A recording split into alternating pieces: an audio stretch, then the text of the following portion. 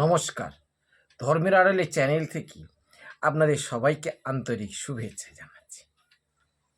আজকের বিষয়টা খুবই গুরুত্বপূর্ণ, তাই আপনাদেরকে অনুরোধ করছি আমার পুরো ভিডিওটা দেখুন এবং কমেন্ট করুন।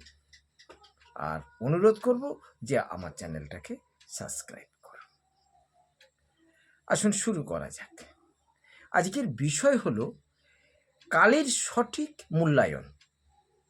এই মা কালীর সঠিক মূল্যায়ন কবে থেকে শুরু হয়েছিল, কে করেছিলেন বা কারা করেছিলেন, আজকের ভিডিওর বিষয়বস্তু।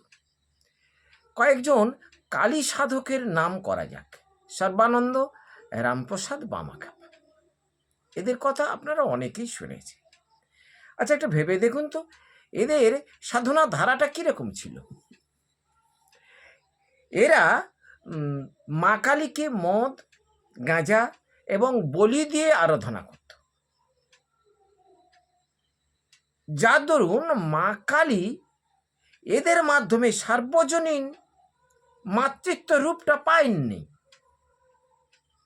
সার্বজনীন যে মাতৃত্ব রূপটা এরা প্রকাশ করতে পারেনি। এরা ভয়ের বাতাবরণ সৃষ্টি করেছিলেন। হ্যাঁ, রামপ্রসাদ বহু গান লিখেছেন, তিনি মা সন্তানের কথা বলেছেন কালী।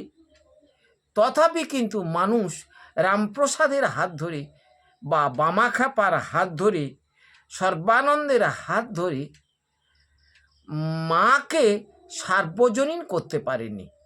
মা কালীকে নিজের মা বলে, দয়াময়ী বলে মেনে নিতে পারেননি, কারণ এদের সাধনা ছিল কাপালিক শ্রেণীর সাধনা।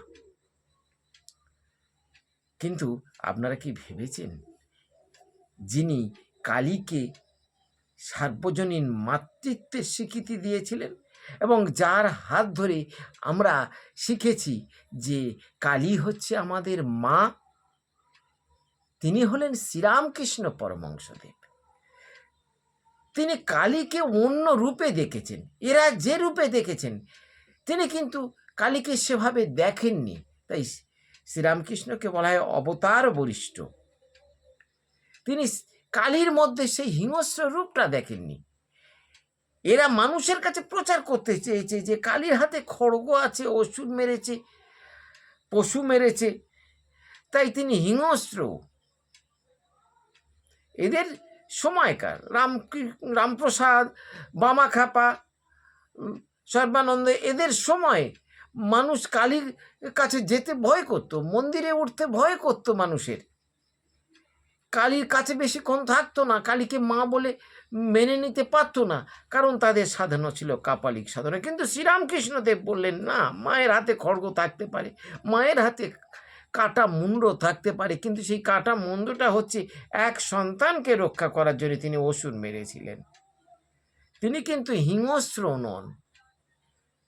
মা তার সন্তানকে রক্ষা করার জন্য কারোর সঙ্গে যদি ঝগড়া করেন, কারোর সঙ্গে যদি যুদ্ধ করেন, কাউকে বধ করেন, সেক্ষেত্রে মা কিন্তু হিংস্র নন। মা সন্তানকে বাঁচাবার জন্যে এই সব কাজ করেছে। এটা শ্রীরামকৃষ্ণ মানুষকে বোঝাতে পেরেছিলেন। শ্রীরামকৃষ্ণের কালী মূল্যায়ন আজ আমরা ভোগ করছি।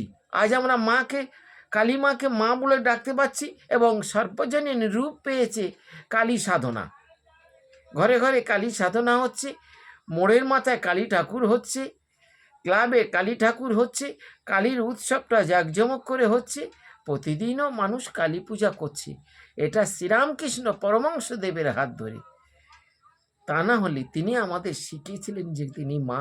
তা যদি না হতো তাহলে আজও কিন্তু রামপ্রসাদ, বামাখ্যাপা, সর্বানন্দ এরা কিন্তু কালীকে মাতৃরূপে প্রতিষ্ঠা করতে ব্যর্থ হয়েছিলেন, যেটা পেরেছিলেন পরমহংসদেব শ্রী শ্রী রামকৃষ্ণ। নমস্কার।